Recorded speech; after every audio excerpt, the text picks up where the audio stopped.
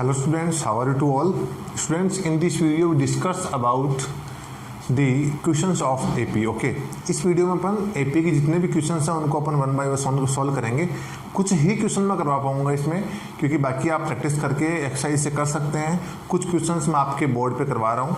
इसमें हर एक्सरसाइज में से एक एक दो क्वेश्चन मैं कराऊंगा आपको, जो इंपॉर्टेंट लगेगा मुझे। बाकी क्वेश्चन आप खुद सॉल्व कीजिएगा। ओके, चलो अपन स्टार्ट करते हैं। सबसे पहले एन टर्म फाइंड करने वाले क्वेश्चन करते हैं। Find the nth term of an AP. कोई भी एपी है, आपको एपी सीक्वेंस दी हुई है, ठीक है, और उसका कोई भी टर्म अपन को फाइंड करना हो कि अगर ये एपी इसी डिफरेंस से चलती रहेगी आगे, तो 24th पहले इस पे कौन सा टर्म आएगा, मतलब which term is 24th of this AP. Okay, इस एपी का कौन सा टर्म 24th टर्म कौन सा होगा, ठीक है।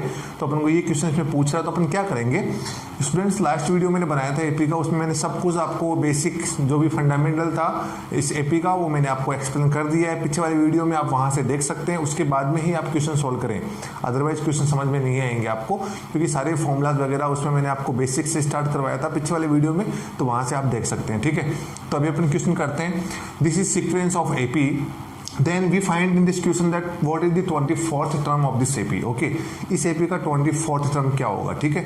तो मैंने कहा था if we find the nth term of AP then we use a formula an is equal to a plus bracket n minus 1 into d. Okay, yes, we use directly formula an is equal to a plus n minus 1 into d.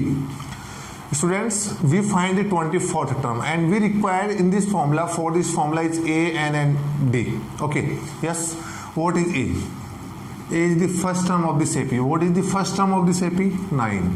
What is the n? N means which term you have to find in this question. आप इस question में कौन सा term find कर रहे हैं, वही n की वैल्यू होती है, ठीक है। तो इसमें क्लियर आपको दे रखा है कि n 24 है, क्योंकि 24th टर्म अपन को फाइंड करना है, तो n की वैल्यू कितनी है आपकी 24। Okay, yes, d means difference. Difference का फॉर्मूला क्या होता है, a1 minus a, then it is a, it is a1, it is a2 and it is a3। Okay, then a1 minus a, next term minus previous term, then 13 minus 9 is equal to 4। ओके, then we find in this question an means last term means अभी 24 term find करना है, तो ये इस sequence का last term हो गया, क्लियर, ठीक है। तो 24 टर्म फाइंड करेंगे, यस, अपन फॉर्मूले में पुट करते हैं वैल्यू को डायरेक्ट, उसके बाद में अपन देखते हैं 24 टर्म अपने पास में क्या आता है, ठीक है। चलो, a is same as and what value of n is here is 24 is equal to what is value of a at here 9 plus n means what is the value of n, 24 minus 1, and what means of d, what value of d is 4. Okay, solve. A 24 is equal to 9 is same as, and 24 minus 1 23 is same as 4. A 24 is equal to 9 plus 23, 4 जे कितना होता है 92, and A 24 is equal to 92 and plus 9 101.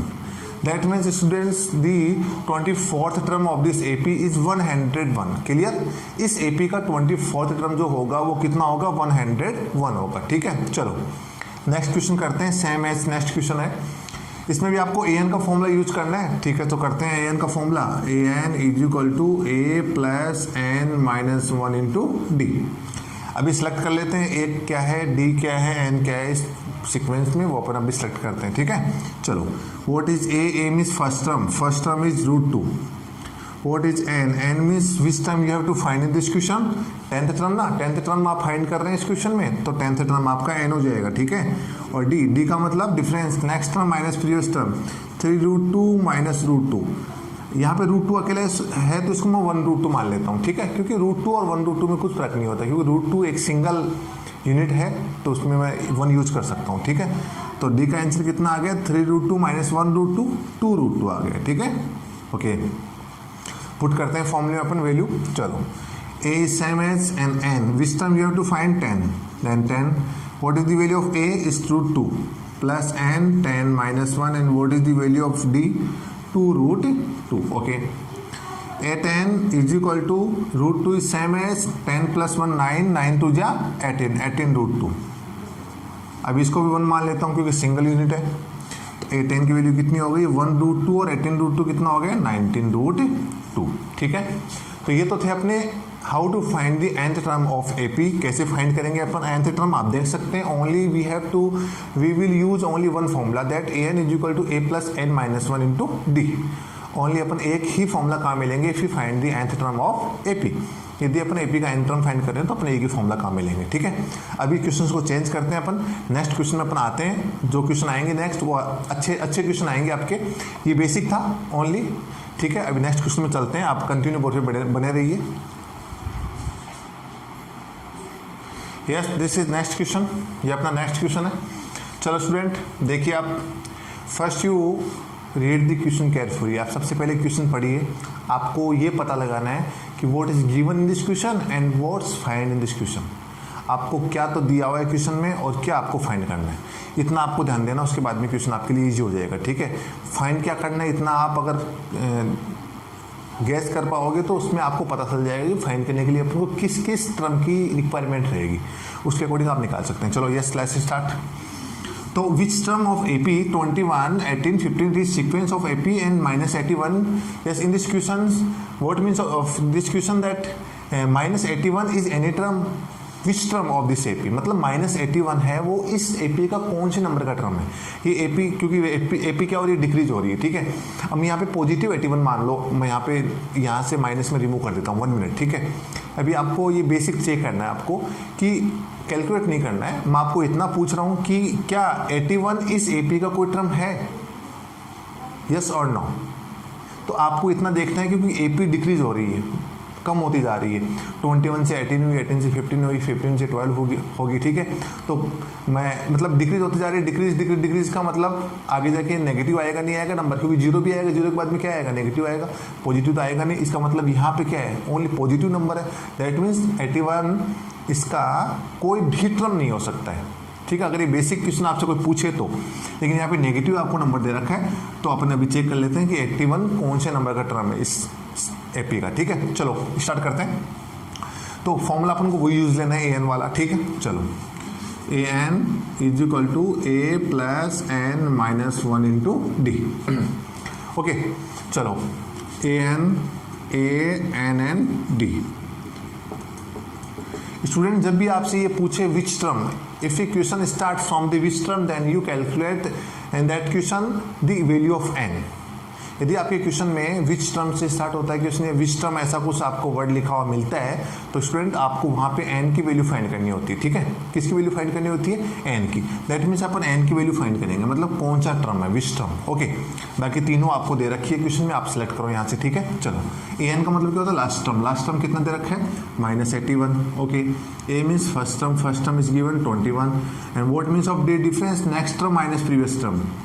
तो 18 minus 21 is equal to -3, क्योंकि decrease हो रही है progression, तो इसका मतलब डी माइनस में आने वाला है। ठीक है, ओके, वैल्यू पुट करते हैं। an की वैल्यू कितनी है, -81, value of a is 21 and missing, and अपन एज इट इज लिखते हैं यहाँ पे। डी की वैल्यू कितनी दे रखी है, -3।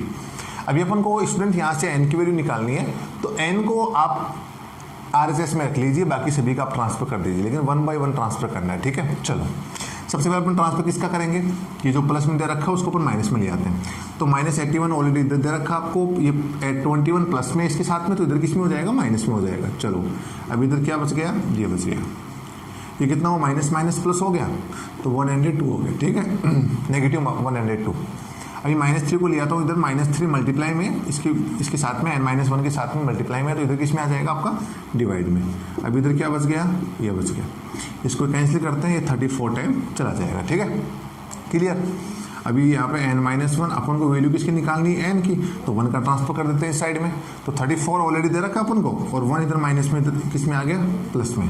तो n इज इक्वल टू 35, तो n के हमेशा ts लगता है ऊपर। दैट मीन्स ये आपका आंसर है, और आप इससे बोल सकते हैं, आप नीचे स्टेटमेंट डाल सकते हैं कि 35th term of this AP is -81। इस AP का 35th टर्म है वो कितना है, -81। क्लियर। चलो नेक्स्ट क्वेश्चन की बात करते हैं। Is 301 is any term of sequence 5, 11, 17, 23।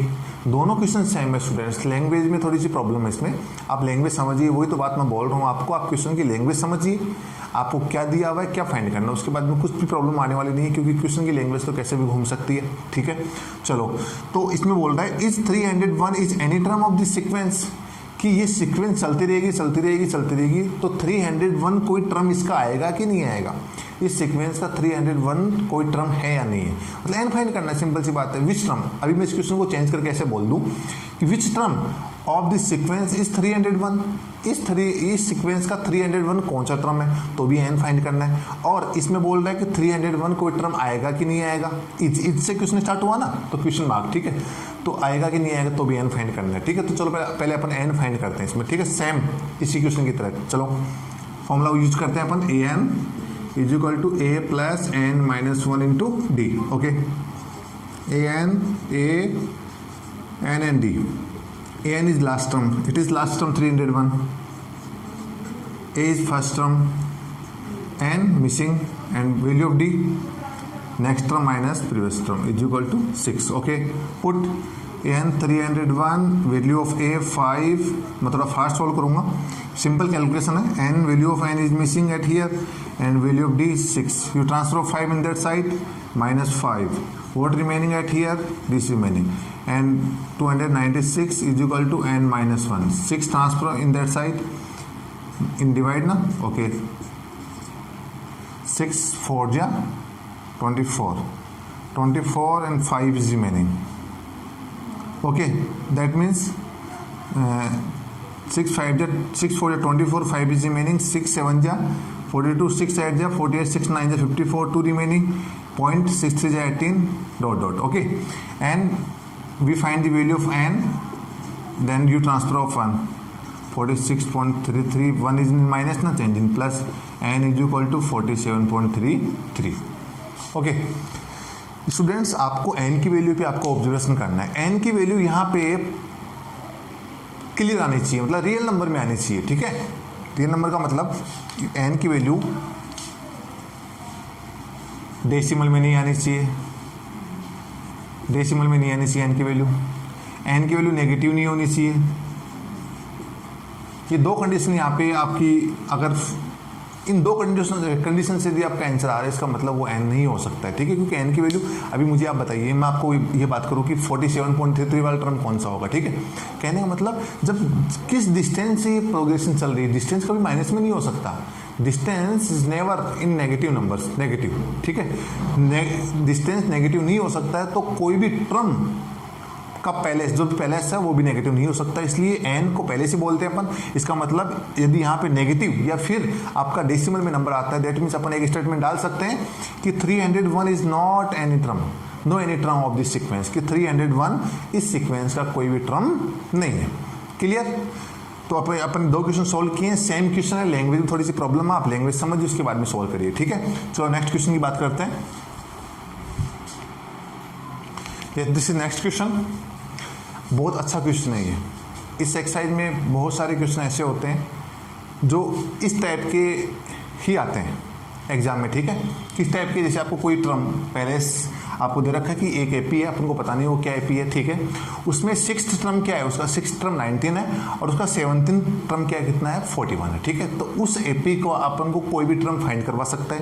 देखो यहाँ पे फाइंड में कुछ भी करवा सकता है, वो आपको एपी भी बनवा सकता है, आपसे एपी का कोई टर्म फाइंड करवा सकता है, आपको ये भी चेक करवा सकता है कि ये टर्म इस एपी का है या नहीं है। दैट मीन्स अपने पास में एन फाइंड करवा सकता है, अपन को कोई भी टर्म का पहले से फाइंड करवा सकता है। ठीक है, अपन को कोई भी टर्म की वैल्यू फाइंड करवा सकता है। इसका मतलब अपन ये श्योर हो जाए कि अपन को किस चीज़ की रिक्वायरमेंट रहेगी। देखो एपी जब बनाते हैं अपन, मैंने आपको पिछले वीडियो में बताया था, जब एपी का फॉर्मेट बनाते हैं अपन, तो we will required A and D compulsory.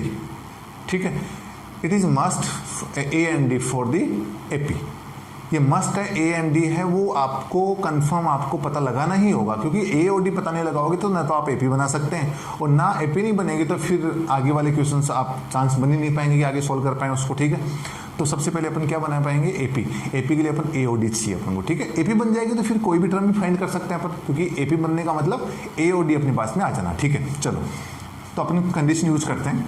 देखो 6th टर्म दे रखा आपको, तो मैं 6th टर्म को लिखता हूँ A6।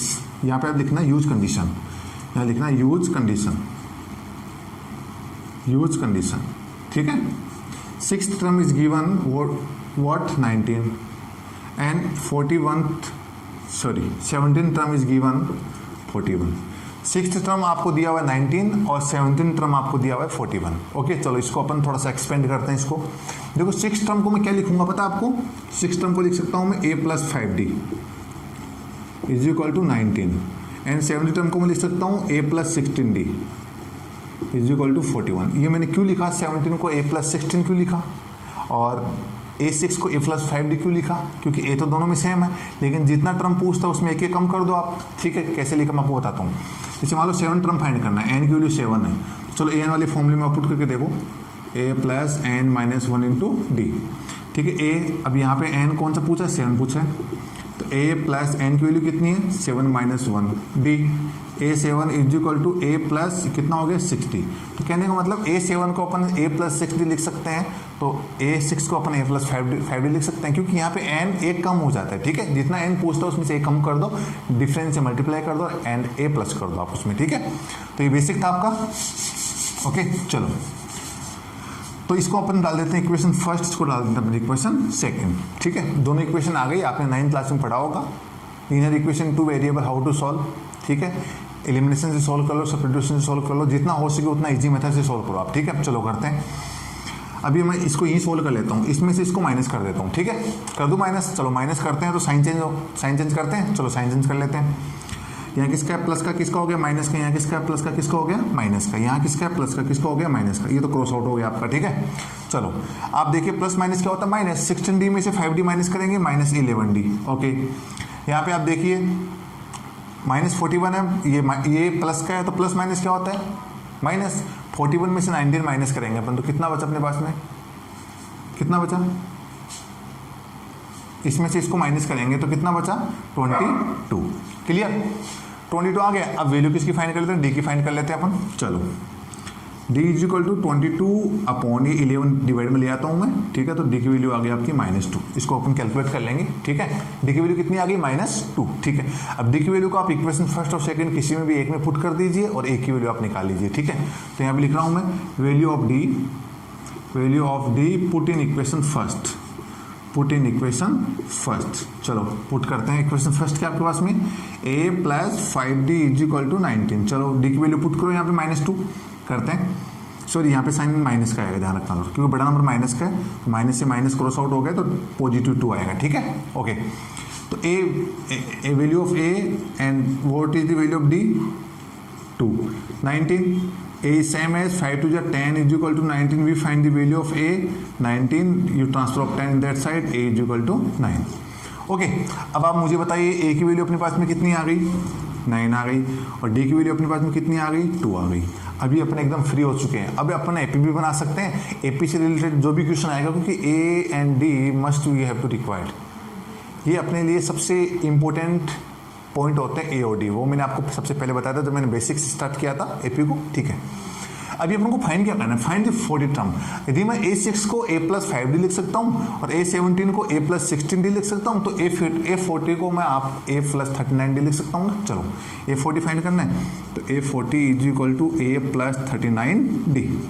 देखो a और d की रिक्वायरमेंट है, वो अपने पास में आ चुका है और सीधा आपको पुट करना है। चलो पुट कर देते हैं, a40 is equal to what is the value of a is 9 and 39 is same as what is the value of d is 2. Okay, a40 is equal to 9 is same as 39 to the 78 and a40 is equal to 87.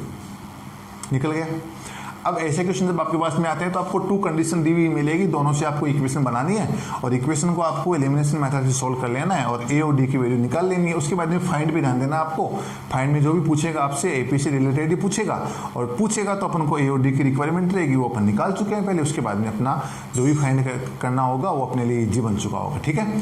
तो ये सबसे अच्छा question था। ऐसे question अपने exercise में बहुत है, आप ज़्यादा से ज़्यादा प्रैक्टिस कीजिए उन क्वेश्चन की, और फिर भी कुछ प्रॉब्लम आए तो कमेंट बॉक्स में लिखिए, आप मुझे बता दीजिए कुछ भी प्रॉब्लम आए। अभी अपन नेक्स्ट क्वेश्चन करते हैं इस एक्सरसाइज का, बहुत अच्छा क्वेश्चन है, यस कंटिन्यू बने रहिए। Yes, this is next question. ये सबसे अच्छा क्वेश्चन है इस एक्सरसाइज का, क्योंकि इसमें कुछ कंडीशंस अपन को एडवांस दे रखी है। ठीक है, चलो सॉल्व करते हैं अपन। पहले आपको क्वेश्चन रीड करना है बहुत अच्छी तरीके से, उसके बाद में आपको क्वेश्चन सॉल्व करना है। ठीक है, चलो।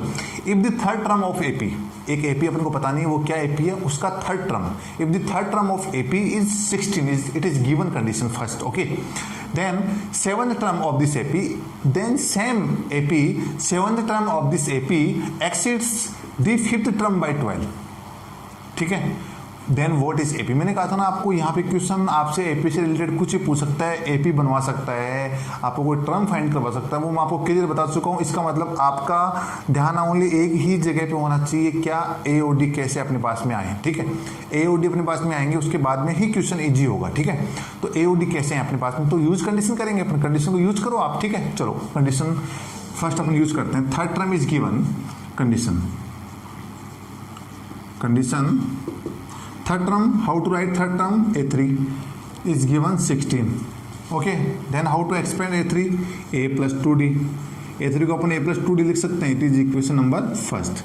अभी अपने पास में इक्वेशन नंबर सेकंड और आ जाए, उसके बाद में अपन दोनों इक्वेशन को सॉल्व कर सकते हैं और ए और डी निकाल सकते हैं, और ए और डी निकाल लेंगे तो एपी बनाने में कुछ प्रॉब्लम होगी नहीं अपन को। चलो सेकंड कंडीशन यूज करते हैं अपन, ध्यान से पढ़ना इस कंडीशन को। सेवंथ टर्म एक्सिड्स, मैं आपको हिंदी में एक्सप्लेन कर देता हूँ अच्छी तरीके से।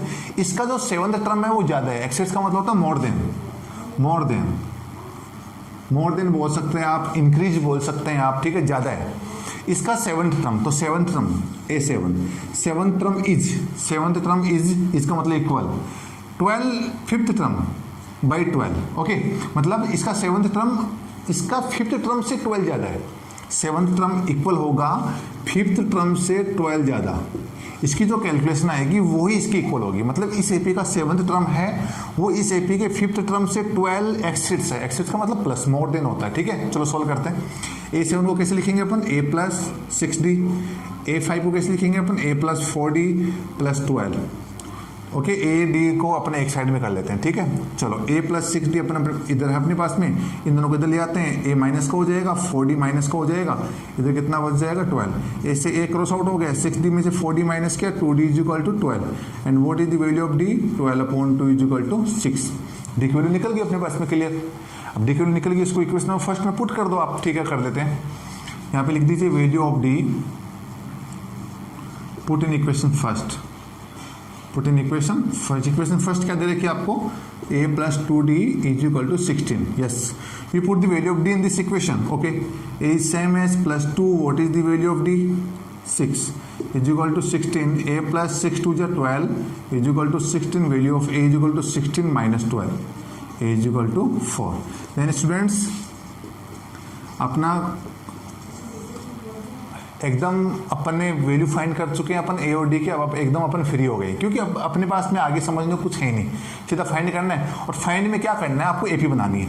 तो मैं आपको बता चुका हूँ कि एपी का फॉर्मेट कैसा होता है, AP how to move AP, आपको एपी कैसे मूव करनी है आपको बता देता हूँ। एपी का जो फॉर्मेट होता है वो क्या होता है, a plus d, a plus 2d, a plus 3d, a plus 4d, a plus 5d। ठीक है, तो a और d की वैल्यू आपके पास में आ चुकी है, आपको यहाँ पे पुट करना है। चलो a की वैल्यू कितनी है 4, मैं डायरेक्ट पुट कर रहा हूँ, a की वैल्यू 4 एंड d की वैल्यू 2, 4 2 कितना हो गया 6, a की वैल्यू 4 और d की वैल्यू 2 2 या 4 4 4 कितना हो गया 8।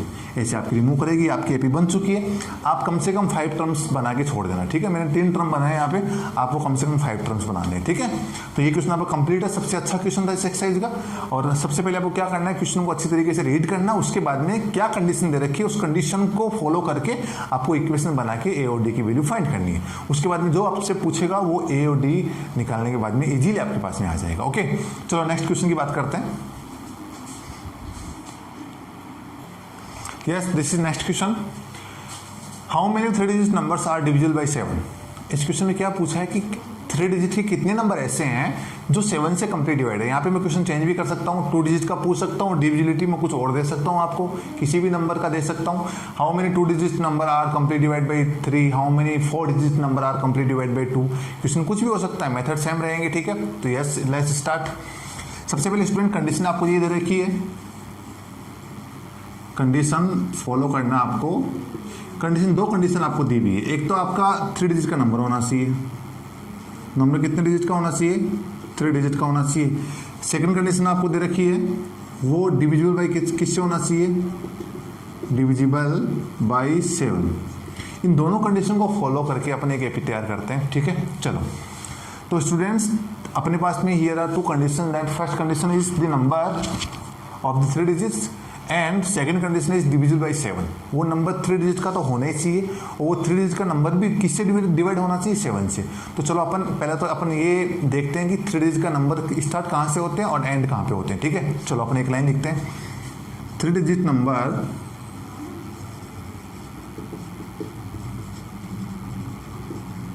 will start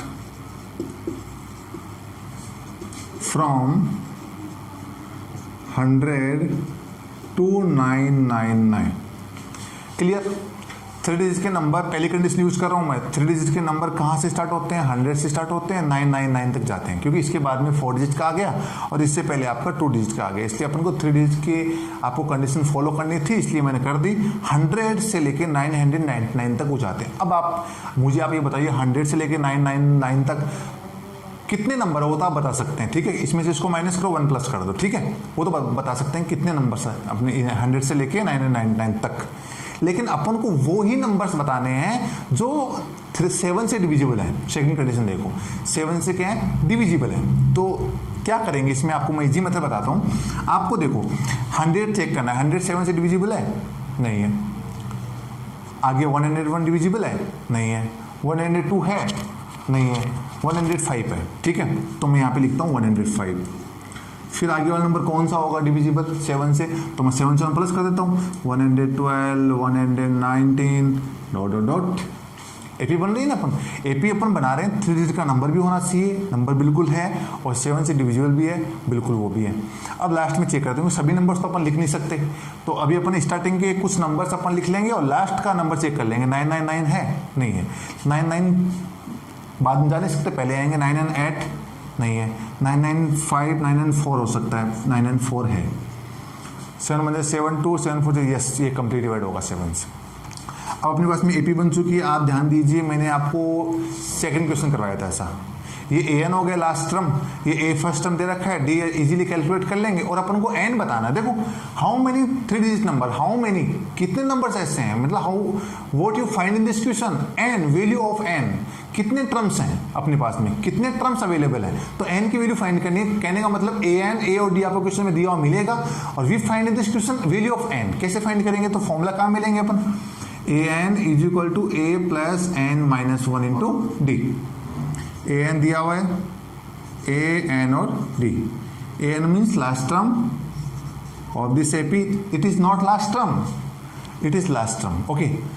value of a is given 105 and how many terms, not here is missing, and value of d a1 minus a 112 minus 105, d is 7, okay. If we put the value in formula, an value 994, value of a 105 plus value of n is missing at here, d is 7. You transfer 105 in this side, 994 minus 105, what is remaining, and minus 1 into 7, yes, what is remaining, n minus 1. We transfer 7 in that side. What is remaining, n minus 1 is equal to, yes, you divide 7 is 7, 1 remaining, 7 is 40, 4 remaining, 7 7 is 49. n is equal to, we transfer of 1 in this side, n is equal to 128. Then what you say, that 128 numbers of 3 digits are complete divisible by 7, कि 128 numbers ऐसे हैं 3 digits के जो 7 से complete divisible हैं। तो students ये एक क्वेश्चन था आपके एक्सरसाइज में, ऐसे बहुत सारे क्वेश्चंस बन सकते हैं, यू कैन ट्राई, ओके। आप ट्राई करो, आप क्वेश्चंस बनाओ अलग अलग, और उसके अकॉर्डिंग आप क्वेश्चन सॉल्व करो। कुछ भी प्रॉब्लम नहीं आने वाली है, आप क्वेश्चन को ध्यान से रीड करिएगा पहले, ठीक है, उसके बाद में सॉल्व करना है, ठीक है। सो नेक्स्ट क्वेश्चन की बात करते हैं। Yes, this is next question. Okay. Yes, find the 11th term. Students, ये एक फॉर्मूला मैंने वहाँ पे मिसिंग हो गया था, जहाँ बेसिक मैंने समझाया था एपी का, ठीक है। अभी मैं समझा रहा हूँ आपको, एक अलग से फॉर्मूला यूज करना पड़ेगा आपको। If you find the any term from last, ठीक है, अगर आप कोई भी टर्म लास्ट से फाइंड कर रहे हैं तो उसमें आपको एक फॉर्मूला यूज करना पड़ेगा। देखो मैं आपको बता देता हूँ, L minus N minus one into D, ये फॉर्मूला है। उसमें यहाँ पे क्या था, ए था ना, प्लस हो रहा था क्योंकि अपन स्टार्टिंग से फाइंड कर रहे थे अपन, ठीक है। यहाँ पे अपन को लास्ट से फाइंड करना है, कहने का मतलब find the 11th term of from last of the AP, ठीक है। मतलब इधर से अपन को 11th टर्म फाइंड करना है, फ्रॉम लास्ट से अपन को 11th टर्म फाइंड करना है, रिवर्स से करना है, तो यहाँ माइनस लगेगा, ठीक है। तो इधर से इस क्वेश्चन का मतलब क्या हुआ स्टूडेंट कि आपको फ्रॉम लास्ट से ही कोई टर्म फाइंड करने के लिए बोले तो आपको ये वाला फॉर्मूला काम में लेना है, ठीक है। चलो करते हैं। L means last term is given -62 minus N is given 11 minus 1 and D ऐसे ही फाइंड करना है डी को, उधर से पीछे से फाइंड मत करना है क्योंकि आपको पता नहीं पीछे वाला टर्म कौन सा है, इससे पहले वाला टर्म कौन सा है। तो 7 माइनस 3 आ गया, ठीक है। तो -62 माइनस ये कितना हो गया 10 माइनस 10 इंटू 3 -30, ओके। -62 माइनस कितना हो गया +30, तो इसमें इसको माइनस करेंगे तो कितना आ गया -32, क्लियर। तो फ्रॉम लास्ट से अपन कोई भी टर्म फाइंड करेंगे तो कौन सा फॉर्मूला काम मिलेंगे, L minus N minus 1 into D. ऐसे आपके 2 क्वेश्चन दे रखे हैं एक्सरसाइज में, दोनों आप मैंने एक क्वेश्चन समझा दिया, एक क्वेश्चन आप खुद प्रैक्टिस कीजिएगा, ठीक है। बहुत अच्छा क्वेश्चन है और ये फॉर्मूला आपका बनाया हुआ है, बुक में दे रखा है आपका, तो उसमें आपको वीडियो पुट ही करनी है, ठीक है। चलो नेक्स्ट क्वेश्चन की बात करते हैं।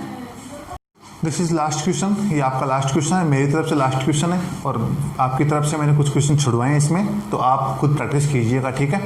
अच्छे जो क्वेश्चन मैंने बता दिए हैं, नॉर्मल क्वेश्चन थे तो वो आप कीजिएगा, ठीक है। चलो 4 टर्म आर इन एपी, आपके 4 टर्म है तो मैं एपी कैसे बनाते हैं सिंपल वेज में, एपी फॉर्मेट क्या होता है उसमें अपन 4 नंबर लिख लेते हैं, ठीक है। तो a plus d, a plus 2d and a plus 3d, ये अपने पास में 4 नंबर्स हैं, ठीक है। तो कंडीशन फर्स्ट दे रखी है सम ऑफ द ऑल नंबर्स, इन सभी का सम करेंगे तो कितना आएगा 50 आएगा। चलो कर लेते हैं।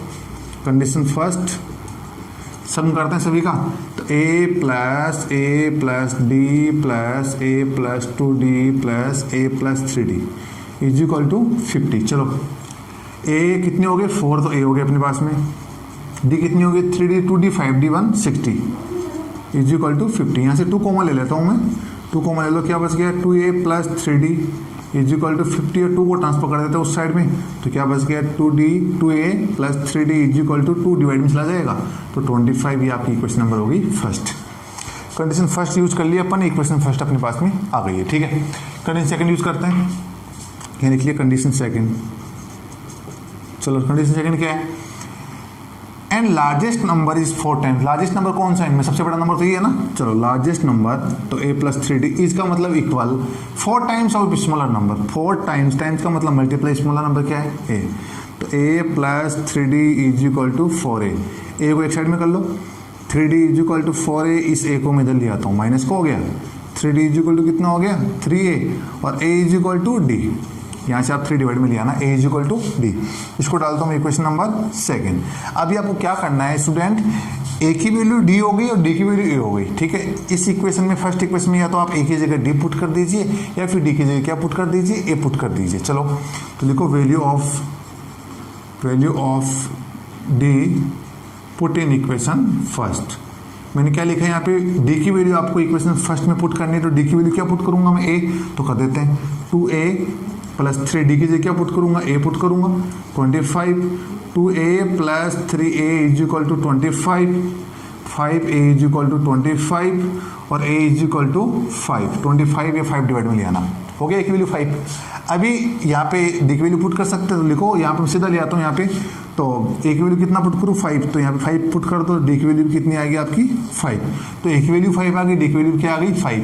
अब आपको टर्म बनाने, वो 4 टर्म्स कौन से थे, ठीक है। तो 4 टर्म्स अपन ने क्या माने थे, उनमें a और d की वैल्यू पुट कर दो। चलो मैं डायरेक्ट पुट करता हूँ यहाँ पे, a की वैल्यू कितनी है 5, d की वैल्यू है आगे नेक्स्ट टर्म क्या है a प्लस d, तो 5 प्लस 5 10 हो गया, next a plus 2d double of d 10, 10 plus 5 15, फिर आगे वाला 20, ऐसे ऐसे निकल जाएगा। अभी मैं आपको चेक करवा देता हूँ दोनों कंडीशन, क्या इन सभी का सम 50 है, इनका चेक कर लो, 20, 15, 35, 45 एंड 50। चलो फर्स्ट कंडीशन सेटिस्फाइड हो गई। सेकंड, जो फोर्थ टर्म है, सबसे बड़ा टर्म है, लार्जेस्ट टर्म है, वो स्मॉलर नंबर का 4 टाइम्स है, बिल्कुल है। लार्जेस्ट टर्म कितना है 20 और स्मॉलर नंबर 5 का 4 टाइम्स नहीं होता क्या 20 होता है, ठीक है। तो ये एक्सरसाइज कंप्लीट हो गई स्टूडेंट्स। यदि इस एक्सरसाइज में किसी भी क्वेश्चन में मैंने जो छुड़वाए हैं क्वेश्चन और समझाए हैं उनमें भी कुछ प्रॉब्लम हो आपको तो कमेंट बॉक्स में आप लिख के मुझे बता दीजिए। मैं सारे क्वेश्चंस को आपको डिस्कस करके आपको बताऊंगा। और आपको ये वीडियो अच्छा लगे तो ज़्यादा से ज़्यादा शेयर करें, कमेंट करें। और कमेंट में मैं ये चाहता हूँ कि वो कमेंट करें जिसमें आपको प्रॉब्लम हो, ठीक है। जिस भी क्वेश्चन में प्रॉब्लम हो वो आप कमेंट कीजिए, ठीक है। और ये अच्छा लगा हो तो लाइक और सब्सक्राइब जरूर कीजिएगा। Okay students, thanks a lot.